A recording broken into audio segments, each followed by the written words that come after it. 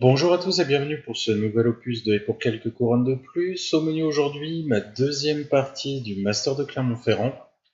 Au Master de Clermont-Ferrand, il y avait deux gros joueurs, en gros, c'était Pim et Tsa, qui sont des joueurs de des différentes équipes de France WTC. Je savais que si je voulais faire un 5-1, il y a un moment où il fallait que je les rencontre. Par contre, j'aurais aimé le rencontrer un peu plus tard, hein, même si Pim, je te trouve très sympathique. Te rencontrer plus tard aurait été vraiment sympa. Mais bon, donc je rencontre Pim au tour 2. Il joue Ghostfleet ou une liste avec 9 stalkers.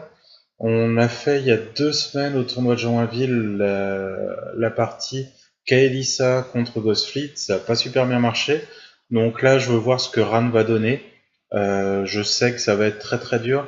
Par contre, j'ai envie de voir ce que peuvent donner les Manticore et les 3 Covering Fire pour essayer de contrer un petit peu Ghostfleet. J'avoue que quand j'ai connu cet appareillement, je m'en suis un petit peu voulu d'avoir eu la flemme de peindre Issyria, parce que j'aurais pu venir avec une liste Issyria Shadows of Retribution. Le match-up aurait été beaucoup plus sympa, notamment grâce au Remove from Play, qui aurait empêché les pirates de revenir un petit peu trop rapidement. Ce sera pour le prochain tour.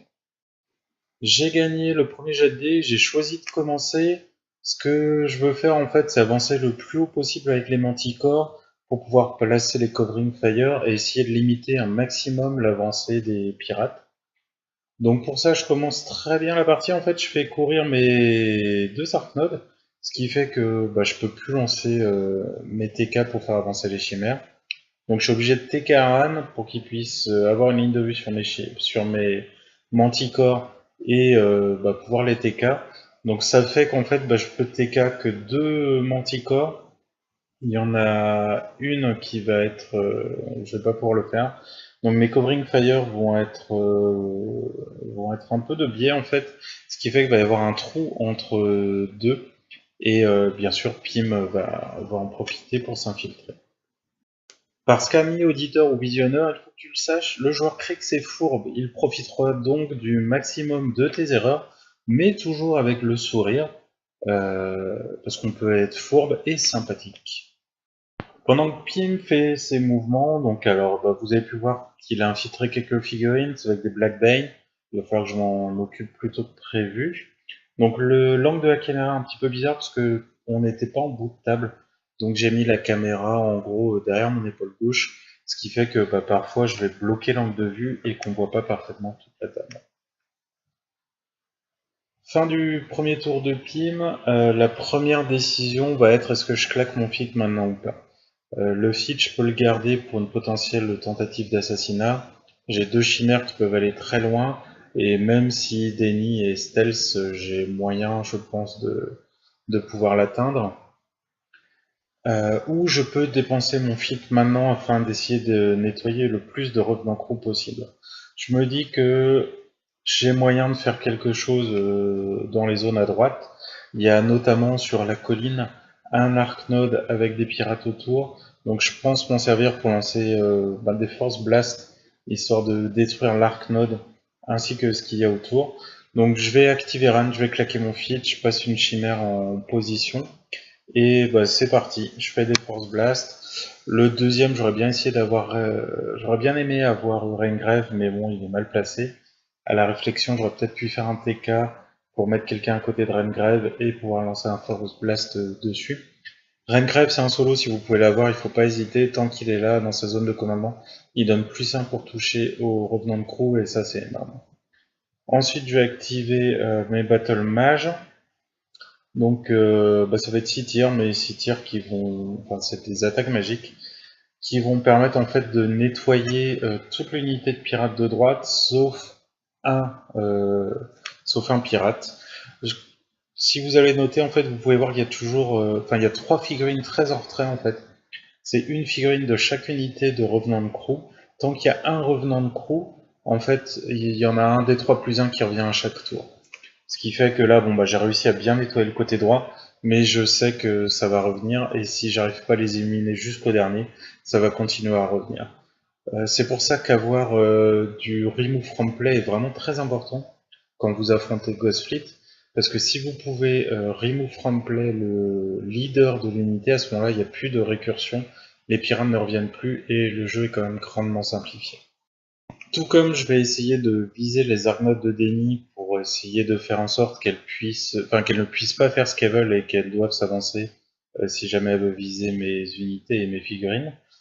Pym, lui, va aussi essayer de cibler mes Argonautes, donc là la Chimera, mais c'est pour éviter les tentatives d'assassinat. Pour la majorité des tours, en fait, son plan va être très simple, enfin, de ce que j'en perçois. C'est on garde Denny au chaud, on la protège pour qu'elle se fasse pas KTC, et on grignote au fur et à mesure tout ce qui traîne. Donc là, il y a les Covering Fire qui empêchent que les pirates puissent trop avancer pour charger ou pour tirer, mais ça va pas empêcher en fait que dès qu'il y a quelque chose à porter, il va tirer dessus pour essayer de le grignoter.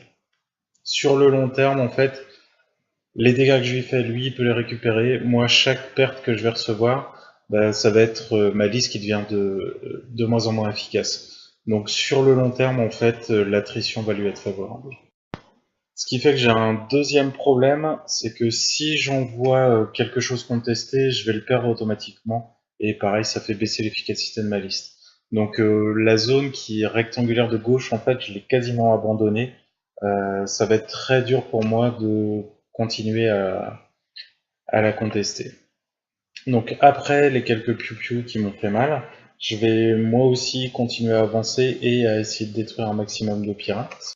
Je vais continuer à mettre l'accent sur mon flanc droit pour essayer de continuer à éliminer les revenants de crew et pourquoi pas réussir à atteindre les derniers membres pour éviter que la récursion ne revienne.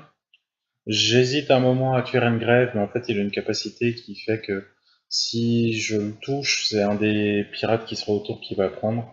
Il y en a trop, je vais pas pouvoir l'avoir. C'est là que je regrette le démon. Alors le démon, c'est un Jack Syrah qui fait que si jamais on touche une figurine au tir, donc c'est portée 10 pour 12, toutes les figurines qui sont à 2 pas sont rapprochées de la cible initiale, et après on met une AO3 sur la cible initiale. Donc ça fait qu'on peut avoir un beau paquet de figurines en même temps. Je pense que contre Ghostfleet, ça peut être éventuellement une piste et ça peut être sympa. En complément du Covering Fire qui est vraiment très utile. Alors, pendant que je vous parlais du démon, j'ai fait une erreur en bougeant mes Battle Mages qui sont à gauche. J'ai pris un Arcanist, je pensais que c'était un Battle Mage et je l'ai avancé comme ça. Les Battle Mages, en fait, ils sont de défense 15 contre le tir, donc c'est plutôt, ils résistent plutôt bien. Et il y a Kane, enfin le fantôme de Kane, Elsinger, qui est dans les ruines au fond près de Demon Pym là en ce moment. Lui, il peut en fait, quand il tue quelqu'un, il prend des âmes, ce qui donne des tirs supplémentaires et ainsi de suite. S'il y a que des Battle Mages avec ma def de 15, ça va être du 7 pour toucher, donc c'est très dur. Enfin, c'est très dur. C'est plus compliqué pour lui d'enclencher sa mécanique. Je gagne un soul, je tire, je gagne un soul, je tire, et ainsi de suite. Mais malheureusement, j'ai avancé un Arcanist en le prenant pour un Battle Mage, donc il se trouve tout seul dans la pampa avec sa pauvre def de 13. Donc le fantôme de Kane a pu lui tirer dessus avec aim, le tuer et enclencher ainsi de suite les dégâts. J'ai fait une deuxième erreur aussi lors du tour précédent. Là vous voyez, il y a des revenants qui peuvent aller sur mes jacks et dans la zone du milieu. C'est parce que j'ai déplacé un des Covering Fire pour essayer de protéger les Battle Mages qui étaient dans la zone rectangulaire de gauche. Sauf que ça les a pas protégés suffisamment et ça a créé une rupture dans ma ligne de 3 Covering Fire, ce qui a permis aux revenants de s'infiltrer. Et c'est là que le drame commence en fait. Parce que maintenant que les revenants sont infiltrés et que mes Battle Mages ont été amoindris dans l'échange d'attrition, je vais être obligé d'utiliser mon manticore pour taper les revenants. Mais si je fais ça, je ne pose plus les Covering Fire, et donc ça va permettre aux revenants qui sont derrière et aux autres Blackbane de venir contacter mes lignes. Donc en fait, à partir du moment où la ligne de Covering Fire tombe, la partie qui était déjà mal engagée est quasiment perdue de mon côté, parce que je vais tuer des revenants qui vont revenir, qui vont retaper, et ainsi de suite. Donc je vais quand même essayer de faire ce que je peux, je vais essayer de nettoyer notamment la zone de droite pour essayer de marquer des points. Je me dis que je peux essayer éventuellement aussi de cloquer Pym, bon j'y crois pas trop, mais ça, on sait jamais, sur un peu un malentendu ça peut marcher. Malheureusement je fais quelques erreurs, notamment sur la zone de droite là. Je vais m'amuser à faire des force blast et faire des dégâts avec Ran. alors qu'en fait il a un sort qui permet d'éjecter tous ceux qui sont à 2 pouces d'un de mes jacks.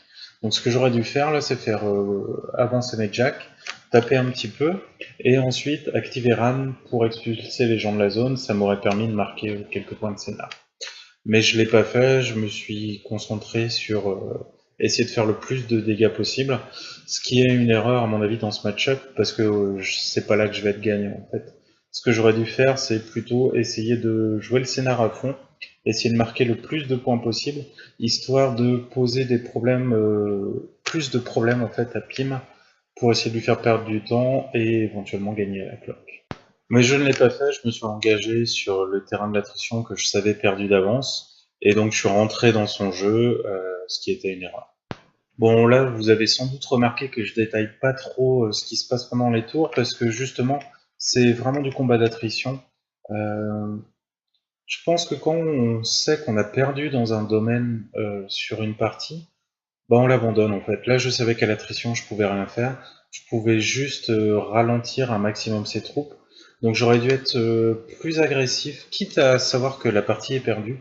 Autant être agressif, menacer beaucoup plus au KTC, jouer beaucoup plus le scénario et voir ce que ça donne. C'est juste que, bah voilà, on sait que quelque chose ne va pas marcher de toute façon. Donc, quitte à perdre plus vite, autant essayer de se créer des opportunités, éventuellement de déstabiliser un peu l'autre joueur, pour voir si ça peut passer ou pas. Au final, notre partie aura quand même duré, ce qui aura permis à Chouf de terminer sa partie avant nous et de faire des petites apparitions avec son smartphone comme ça devant la caméra. Un petit coucou à Chouf qui a envie de passer en vidéo. La partie va se terminer sur une défaite au scénario de la part de Ran, donc ça va être du 5 ou du 6-0. Partie très agréable par contre, Pim est vraiment un adversaire en or. Il vous bat mais avec le sourire, et ça c'est cool. Ça a été aussi riche en enseignements, j'ai pu voir que la manticore ça peut servir en fait. Ça peut vraiment être sympa, il faudra que je teste le démon aussi comme je vous ai dit.